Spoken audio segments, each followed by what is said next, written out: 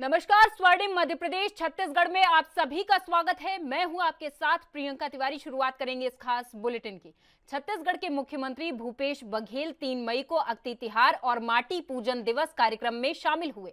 CM Baghel ने इस कार्यक्रम में शामिल होने के बाद इंदिरा गांधी कृषि विश्वविद्यालय परिसर पहुंचे। इस मौके पर मुख्यमंत्री ने परंपरागत विधि विधान से पूजा अर्चना कर खेत में ट्रैक्टर चलाकर बीज बुआई भी की। इस दौरान उन्होंने कृषि अभियांत्रिकी और प्रौद्योगिकी यूनिवर्सिटी के नवनिर्मित भवन और जैविक दूध उत्पादन के लिए डेयरी का लोकार्पण भी किया। बता दें, आज इंदिरा गांधी कृषि विश्वविद्यालय के तहत संचालित सभी यूनिवर्सिटी अनुसंधान केंद्रों और कृषि विज्ञान केंद्रों समेत करीब 60 जगहों पर अक्ति तिहार कार्यक्रम आयोजित किए जा रहे हैं।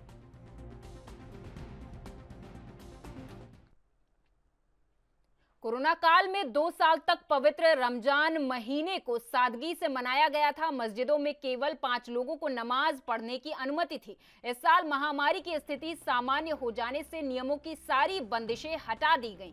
मंगलवार को सुबह से मुस्लिम समाज के हर घर में ईद की तैयारियां शुरू हो गई। नए कपड़े पहनकर परिवार के पुरुष, बच्चे, युवा नमाज अदा करने के लिए मस्जिदों की ओर निकल पड़े। तो वहीं इस मौके पर सीएम भूपेश बघेल ने सभी प्रदेशवासियों को ईद उल फितर की मुबारकबाद दी। उन्होंने कहा कि सामाजिक समरसता का ये त्योहार हम सबके जीवन में तरक्की, खुशहाली और अमन शांति लेकर आए, ऐसी मैं कामना करता हूं। भाई बहन 30 दिन तक के रोजा रखने के बाद कठिन तपस्या कह सकते हैं। भीषण गर्मी में 30 रोजा रखना कोई आसान काम नहीं है और बहुत ही कठिन उन्होंने तप किया है। और आज ईद है और ईद के इस मुबारक अवसर पर सभी मुस्लिम भाई बहनों को मैं मुबारकबाद देता हूं, बधाई देता हूं, शुभकामनाएं देता हूं। देश के अमन चैन के लिए, समाज की शांति के लिए सब लोग प्रार्थना करें कि देश तरक्की के रास्ते पे चले। यही इस अवसर पर मैं कहना चाहूँगा। आज अक्षय तृतीया भी है और माटी तिहार भी हम लोग मनाते हैं। छत्तीसगढ़ में कृषि कार्य आज से ही प्रारंभ होता है। और तीसरा आज परशुराम जयंती, भगवान परशुराम जी की जयंती है। छत्तीसगढ़ के मुख्यमंत्री भूपेश बघेल कल यानी 4 मई से विधानसभावार प्रदेश का दौरा करेंगे। इस दौरान वे आम जनता से मुलाकात करेंगे। जानकारी के मुताबिक सभी विधानसभा क्षेत्रों में जाकर लोगों से फीडबैक लेंगे। सबसे पहले सरगुजा समाज से दौरे की शुरुआत होगी। मुख्यमंत्री अपने दौरे में आम लोगों, जनप्रतिनिधियों, सामाजिक संगठनों से चर्चा करेंगे और राज्य सरकार की ओर चलाई जा रही जन कल्याणकारी योजनाओं के बारे में फीडबैक भी लेंगे। वे दौरे में गांवों, तहसील कार्यालयों, पुलिस थानों, जनपद कार्यालयों, स्कूलों, आंगनबाड़ियों, स्वास्थ्य केंद्रों के कामकाज और सड़क, पानी, बिजली जैसी मूलभूत सुविधाओं का भी जायजा लेंगे और जनता से चर्चा कर उनसे फीडबैक लेने के साथ साथ आवश्यक सुझाव भी लेंगे। वे उसी विधानसभा क्षेत्र में रात्रि विश्राम करेंगे। मुख्यमंत्री रात्रि विश्राम के बाद अगले दिन सुबह मीडिया से चर्चा और अन्य लोगों से मुलाकात के बाद अगली विधानसभा के लिए रवाना हो जाएंगे। मुख्यमंत्री का प्रवास विधानसभा क्षेत्र के जिस ग्राम में होना संभावित होगा, उसकी जानकारी जिला प्रशासन को अल्प समय पूर्व ही उपलब्ध कराई जाएगी। मुख्यमंत्री के साथ दौरे में स्थानीय विधायक और जिले के प्रभारी मंत्री भी उपस्थित रहेंगे।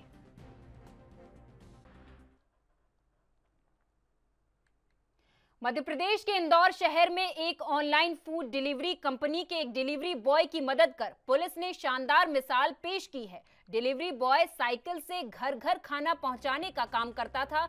ये देखकर टीआई ने उसकी आर्थिक मदद की है। साथ ही आपसी सहयोग से डिलीवरी बॉय को बाइक दिलाई है।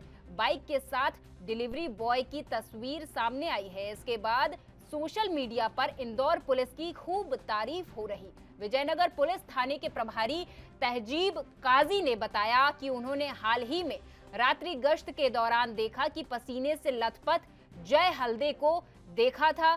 वह तेज गति से साइकिल चलाते हुए भोजन के पार्सल लेकर जा रहा था। उन्होंने बताया कि युवक से बातचीत पर पता चला कि वह आर्थिक परेशानियों से जूझ रहे परिवार से ताल्लुक रखता है। उसके पास बाइक खरीदने के लिए धन नहीं है।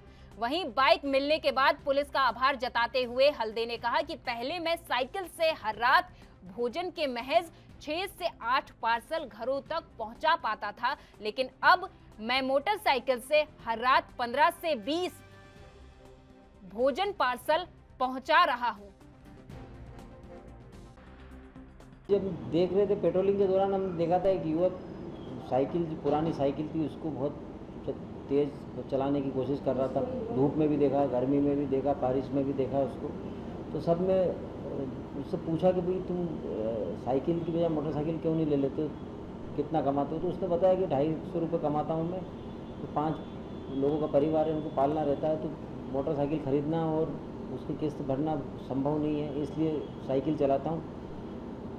उसकी इच्छा, मेहनत, दृढ़ शक्ति देखते हुए पुलिस ने ये विचार किया कि भाई अपन को इसकी सहायता करना चाहिए, और पुलिस के जितने जो स्टाफ थे सब ने एक एक दिन का वेतन निकाल के उसको मोटरसाइकिल, उसका जो सपना था उसको दिलवाई और उसकी सहायता की कि ताकि वो अपना जीवटता से अपना परिवार को पाल सके, काम कर सके। इसके परिवार में कितने लोग थे? इसके परिवार में 5 लोग हैं। ये बच्चा गरीबी की वजह से पढ़ भी नहीं पाया। वो बता रहा था कि वो 10वीं के बाद वो पढ़ भी नहीं पाया था, फिर काम में लग गया था क्योंकि पिताजी काम करने चले गए, फिर लौटे नहीं तब से। माँ अकेली काम करती थी, तो इसको देख के ये भी काम करने लगा और फिर तब से काम ही कर रहा है, तो इसलिए इसकी हमने सहायता की थी। कहाँ का रहने वाला है, क्या नाम?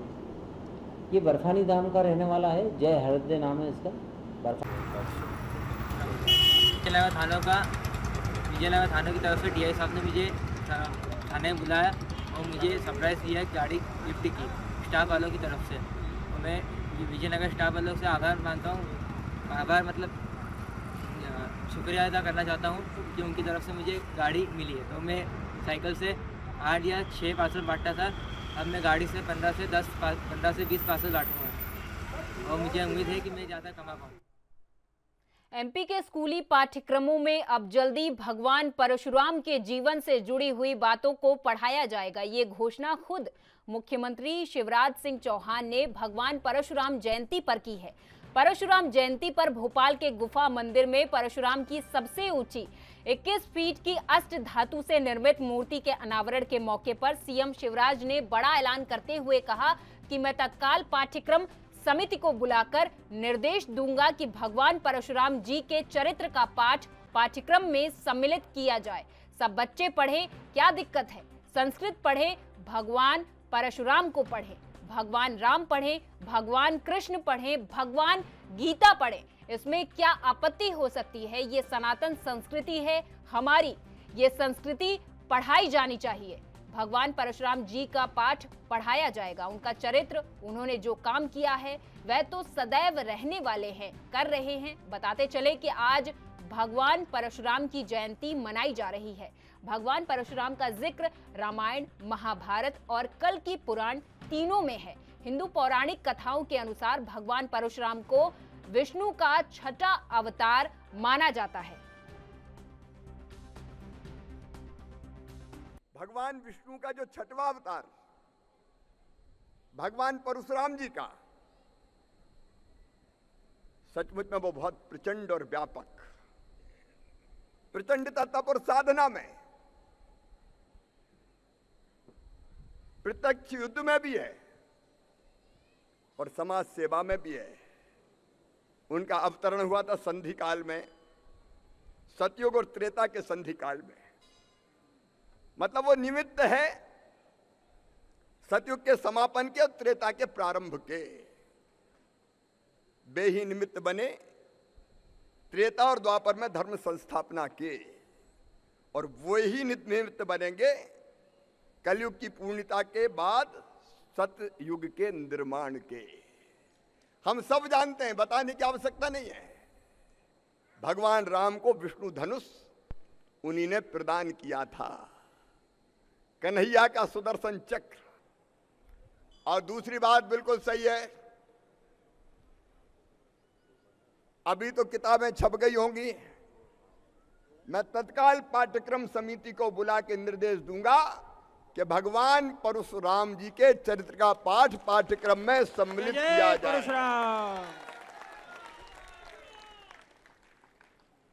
सब बच्चे पढ़ें, क्या दिक्कत है? संस्कृत पढ़ें, भगवान परशुराम पढ़ें, भगवान राम पढ़ें, भगवान कृष्ण पढ़ें, गीता पढ़ें, इसमें क्या आपत्ति हो सकती है? अरे ये सनातन संस्कृति है हमारी, ये संस्कृति पढ़ाई जानी चाहिए। भगवान परशुराम जी का पाठ पढ़ाया जाएगा, उनका चरित्र, उन्होंने जो काम किया है, क्योंकि वो तो सदैव रहने वाले बरसों से। और कई मंदिर ऐसे हैं जिसमें ज्यादा दान दक्षिणा नहीं आता, दूरस्थ गांवों में, जंगलों में पुजारी डटे हैं, भगवान की सेवा कर रहे हैं, ज्यादा दान दक्षिणा भी नहीं है। और इसलिए आलोक जी ने जो बात कही है मैं महत्वपूर्ण मानता हूं। ऐसे मंदिर जहां जमीनें लगी नहीं है पहली श्रेणी उनकी, तो उनके सामने तो तुरंत संकट है कि पूजा कैसे जारी रहे। इसलिए ऐसे सभी पुजारियों का मानदेय तत्काल आलोक जी 4000 से शुरू करते हैं। मान जाओ महाराज, पंडित जी तो बहुत जल्दी खुश होते हैं। 5 कर दीजिए, 5। अच्छा 5000 कर दिया जाएगा, ठीक है। जय जय परशुराम। अभी बैठे बैठे जब मैं इधर देख रहा था तब मेरे ध्यान में आया, पढ़ रहे हैं तो उनको भी तो स्कॉलरशिप मिले। और इसलिए संस्कृत पढ़ने वाले हमारे जितने बालक हैं उन सबको भी स्कॉलरशिप चालू की जाएगी। जय जय परशुराम, बहुत अच्छा। अब डॉक्टर बनाने दे रहे हो भैया, तो संस्कृत के विद्वान बनने के लिए क्यों ना हो, तो ये भी हम चालू करेंगे। और सामान्य वर्ग आयोग हमने बनाया, पंडित शिव चौबे जी बैठे होंगे, यह इसलिए बनाया है, सरकार सबकी है। मुख्यमंत्री भूपेश बघेल ने आज अंतर्राष्ट्रीय प्रेस स्वतंत्रता दिवस के अवसर पर मीडिया संस्थानों, प्रतिनिधियों और पत्रकारों को बधाई दी और शुभकामनाएं दी। उन्होंने कहा कि मीडिया लोकतंत्र का चौथा स्तंभ माना गया है। इसी स्तंभ की मजबूती पत्रकारिता के सम्मान, स्वतंत्रता और सुरक्षा की सुनिश्चितता के लिए पूरी दुनिया में अंतर्राष्ट्रीय प्रेस स्वतंत्रता दिवस मनाया जाता है। भारतीय संविधान में अभिव्यक्ति की स्वतंत्रता के रूप में प्रेस की स्वतंत्रता को मौलिक अधिकारों में शामिल किया गया। बघेल ने कहा कि आज के ग्लोबल दौर में मीडिया संस्थानों का महत्व अधिक होने के साथ ही उनके लिए चुनौतियां भी बढ़ गई हैं। छत्तीसगढ़ सरकार पत्रकारों की सुरक्षा और स्वतंत्रता के लिए संकल्पित है। प्रदेश में पत्रकारों की सहायता के लिए कई कदम उठाए गए हैं। छत्तीसगढ़ पहला ऐसा राज्य है जहां पत्रकारों की सुरक्षा देने के लिए कानून बनाने की पहल की गई है। एमपी के गृह मंत्री नरोत्तम मिश्रा ने कहा कि दतिया में 4 मई को माई के भक्तों और स्वामी जी के शिष्यों द्वारा माई की शोभा यात्रा की अनूठी परंपरा शुरू होने जा रही है। तो वहीं उन्होंने कोरोना पर भी जानकारी दी। आयोजन, शोभा यात्रा, ये अलग बात है, लेकिन कल दतिया में एक परंपरा प्रारंभ हो रही है। हम रहे न रहे, परंपरा रहती है। भगवान जगन्नाथ जी का पुरी में रथ निकलता है, सैकड़ों वर्ष हो गए, जिसने प्रारंभ की होगी वो नहीं है, लेकिन परंपरा है। बाबा महाकाल की सवारी जिसने भी शुरू होगी वो संभवतः न होंगी, कल हम भी ना होंगे, लेकिन ये परंपरा रहेगी। माई के भक्तों के द्वारा, स्वामी जी के शिष्यों के द्वारा ये परंपरा प्रारंभ की जा रही है। और मेरी मान्यता है कि बड़ी संख्या में माई के भक्त और स्वामी जी के शिष्य पहुंच रहे हैं। सबका स्वागत है दतिया के अंदर। हमारे दतिया के लोगों ने, जितने होटल वाले हैं, धर्मशाला वाले हैं, लॉज वाले हैं, सब ने निःशुल्क कर दिए। एक अलौकिक दृश्य होगा, वो आनंद के क्षण होंगे जब माई स्वयं आशीर्वाद देने के लिए निकलेंगी। और पूरा दतिया सेवा के लिए आतुर है, भक्तों की अगवानी को आतुर है। सब लोगों ने भंडारे खोल रखे हैं, निःशुल्क भोजन चल रहा है, निःशुल्क ही ठहरना है। आए, भोजन प्रसादी ग्रहण करें, माँ का आशीर्वाद। देखो, कर्मचारियों ने मन बना लिया है इनको घर बिठाने का, घर बैठे पेंशन देने का। क्योंकि पहले ये इनकी घोषणाएं देख चुके हैं, चाहे किसान कर्ज माफी की हो, चाहे पेंशन से जुड़ी हुई हो या अन्य कर्मचारियों से जुड़ी हुई हो।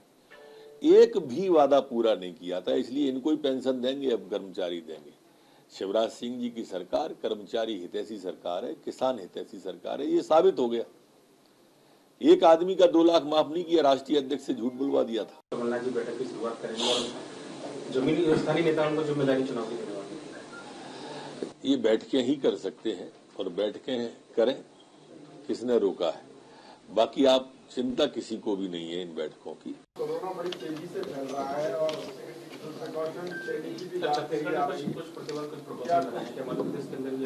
पूरी निगरानी और ध्यान रखा जा रहा है, स्थिति नियंत्रण में है, सावधानियां रखने का सबको बोला ही जाता है। मुख्यमंत्री जी स्वयं भी कोरोना की समीक्षा कर रहे हैं। हमारे पास में पर्याप्त वैक्सीनेशन, पर्याप्त सैंपल कनेक्शन और सारी व्यवस्थाएं पर्याप्त हैं।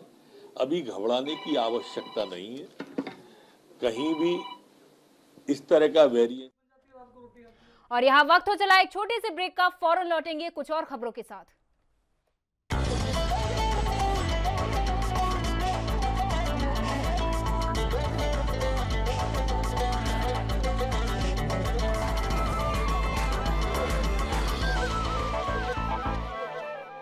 ब्रेक के बाद एक बार फिर से आपका स्वागत है। खबरों की ओर कर लेते हैं। कांग्रेस नेता दिग्विजय सिंह ने बिजली मामले पर बीजेपी को घेरते हुए कहा कि बिजली का जितना कटान बीजेपी के समय में हो रहा है उतना कांग्रेस के समय में नहीं हुआ। मैं तो आपसे पूछता हूं, महंगाई का असर आपके बजट पे पड़ा कि नहीं पड़ा? बताओ हाँ के ना? पड़ा है ना। बेरोजगारी का असर समाज पे पड़ा है कि नहीं पड़ा है? बिजली के बिल कमलनाथ जी के समय कितने आते थे और अब कितने आ रहे हैं? फर्क पड़ा कि नहीं पड़ा? प्रद्युमन सिंह यहाँ के बिजली मंत्री हैं, खुद खंबे पे चढ़ जाते हैं लेकिन बिजली कट रही है। नाटक नौटंकी के अलावा प्रद्युमन का कोई दूसरा इलाज नहीं है। ये वो लोग हैं जिन्होंने कि कांग्रेस पार्टी से जीत कर गए और बेईमानी की कांग्रेस के साथ। पता नहीं कितने करोड़ में बिके, किस पद के लिए बिके। तो इसलिए से आज बिजली का संकट मूल रूप से इसलिए है क्योंकि स्थापित जो बिजली घर हैं वो बंद पड़े हैं, जो बिजली का उत्पादन नहीं कर पा रहे हैं। क्यों नहीं कर पा रहे हैं? यूपी के गोरखपुर में रहने वाले एक व्यक्ति के साथ करीब 7.5 लाख रुपए की ऑनलाइन धोखाधड़ी हुई। उक्त रुपए उज्जैन के कंचनपुरा निवासी युवक के खाते में ट्रांसफर होना सामने आए। इसके बाद खोजते हुए गोरखपुर की साइबर पुलिस रविवार को उज्जैन पहुंच गई। गोरखपुर साइबर सेल पुलिस के अधिकारी माधवनगर थाने पहुंचे। यहां टीआई मनीष लोधा ने बताया कि कंचनपुरा निवासी आकाश रायकवार की तलाश में आए हैं। युवक के खाते में ठगी का लाखों रुपए ट्रांसफर हुआ था। कंचनपुरा निवासी आकाश वाडिया के खाते में लगभग 7.5 लाख रुपए जमा हुए थे। इसके संबंध में गोरखपुर साइबर थाने पे जो है अपराध पंजीबद्ध हुआ है। उसकी जांच विवेचना में पता रसी हेतु साइबर में पुलिस गोरखपुर की आई थी। इसमें अनावेदक जो है आकाश, उसका पता रसी की गई जो नहीं मिला है, तो इसके संबंध में पुलिस आई। एमपी में मंगलवार को भोपाल की ईदगाह पर ईद उल फितर की नमाज अदा की गई। देश में अमन और शांति के लिए दुआएं की गईं। सीएम और पूर्व सीएम ने शुभकामनाएं भी दी। ईद उल फितर का त्योहार मंगलवार को खुशियों के साथ मनाया जा रहा है। शहर भर की मस्जिदों में ईद की नमाज अदा की गई। बाद में मुल्क के अमन और शांति के लिए दुआएं की गई। राजधानी भोपाल में ईद की पहली नमाज ईदगाह में अदा की गई। शहर काजी सैयद मुश्ताक अली नदवी ने यहां अपने संबोधन में कहा कि हमारे मुल्क की संस्कृति गंगा जमुनी है। यहां मोहब्बत का राज रहा है और हमेशा रहेगा। नफरतों के लिए यहाँ न कभी जगह थी और न भविष्य में कभी होगी। इसके साथ ही मुस्लिम समुदाय के लोगों को ईद की बधाई देने का सिलसिला शुरू हो गया। कोरोना के कारण 2 साल से मुस्लिम घरों में ही ईद की नमाज अदा कर रहे थे। 2 साल बाद अब लोगों ने सामूहिक रूप से एकत्रित होकर ईद की नमाज अदा की। 2 साल बाद ऊपर वाले ने मौका दिया हम लोगों को और बहुत अच्छी दुआ हुई। दुआ में अमन, शांति, भाईचारा, इस सब की बात हुई। जो आज हालात हैं वो हालात कैसे अच्छे से अच्छे हो जाएं और लॉकडाउन, कोरोना, इन सब आइंदा कभी नहीं आए, इसी सब के लेके दुआ हुई है। बहुत खुशी का माहौल है, सौहार्द का माहौल है। आपको भी बधाई, पूरे प्रदेशवासियों को। और हमें ईदगाह में नमाज़ पढ़ने का मौका मिला और हमारे बच्चों को हम लेके आए, नमाज़ पढ़ाई हमने, काफ़ी खुशी महसूस हुई हमें इस ईद पे, जो कोविड के कारण हमें 2 साल से महसूस नहीं हो रही थी। क्या दुआ मांगी है आपने? साहब हमने पूरे आलम के लिए क्या कहते हैं, सुख शांति के लिए दुआ मांगी है और पूरे भोपाल वासियों के लिए कि सबको अमन रहे अपने देश में। जो आने वाला छत्तीसगढ़ महाराष्ट्र बॉर्डर के गढ़चिरौली इलाके में मंगलवार सुबह पुलिस और नक्सलियों के बीच मुठभेड़ हुई। करीब आधे घंटे तक चली इस मुठभेड़ में एक जवान घायल हो गया, जिसे एयरलिफ्ट के माध्यम से नागपुर के अस्पताल ले जाया गया। बताया जा रहा है कि मुठभेड़ अभी बंद है, लेकिन फोर्स अब भी वहां मौजूद है। इलाके की सर्चिंग की जा रही है। मामला धोड़ राज थाना क्षेत्र का है। जानकारी के मुताबिक पुलिस को मुखबिर से सूचना मिली थी कि भाटपार इरपाड़ार के जंगलों में नक्सली मौजूद हैं। इसी सूचना के आधार पर जवान सर्चिंग के लिए निकले थे।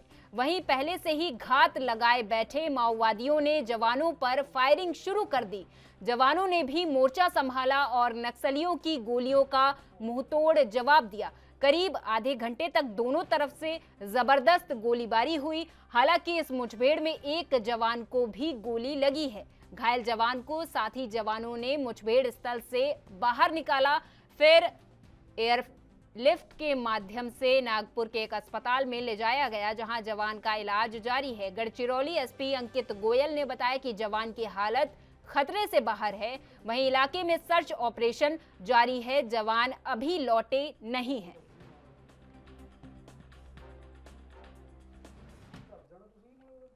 एमपी के उज्जैन के नानाखेड़ा थाना क्षेत्र के स्थित वसंत विहार कॉलोनी में निवास करने वाले किसान सियाराम पाटीदार के घर 26 अप्रैल को रात के अंधेरे का फायदा उठाकर एक बदमाश चिट्ठी फेंककर भाग गया, जिसमें लिखा था, मैं तुम्हारे सारे राज जानता हूं, 50 लाख दो वरना पूरे परिवार को खत्म कर दूंगा।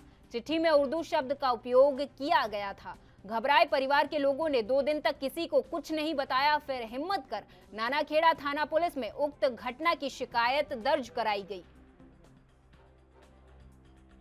बसंत विहार में सियाराम पाटीदार के घर अज्ञात व्यक्ति एक लेटर डाल के गए, जिसमें उनसे 50 लाख की फिरौती की मांग की गई थी और उसमें ऐसा लिखा गया था कि तुम्हारे दुश्मनों ने तुम्हारी सुपारी 25 लाख की दे दी है और यदि तुम 50 लाख नहीं दोगे तो तुम्हें मार दिया जाएगा।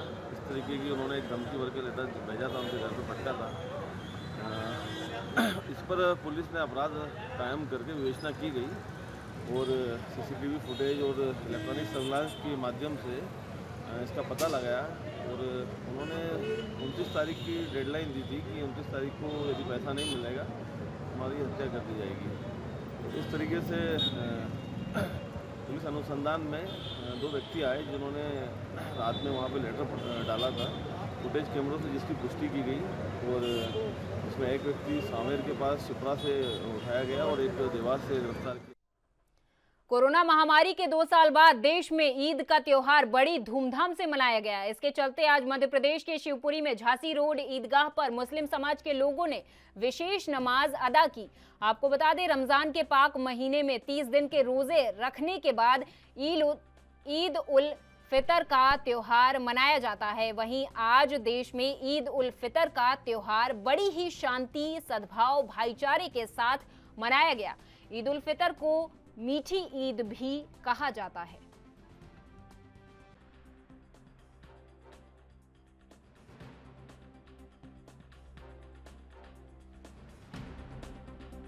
अस्सलाम वालेकुम। सबसे पहली बात तो ये है कि ईश्वर परमात्मा अल्लाह भी यही चाहता है कि हम ऐसे ही मिलें। अक्षय तृतीया, परशुराम जयंती और ईद, इन तीनों इतने बड़े त्योहारों की आप सभी को बहुत बहुत मुबारकबाद। ये त्यौहार एक साथ एक दिन पड़ने का मतलब ये है कि ऊपर वाला भी यही चाहता है कि हम इसी प्रकार एक सारे त्यौहार एक साथ मिलजुल कर मनाएं।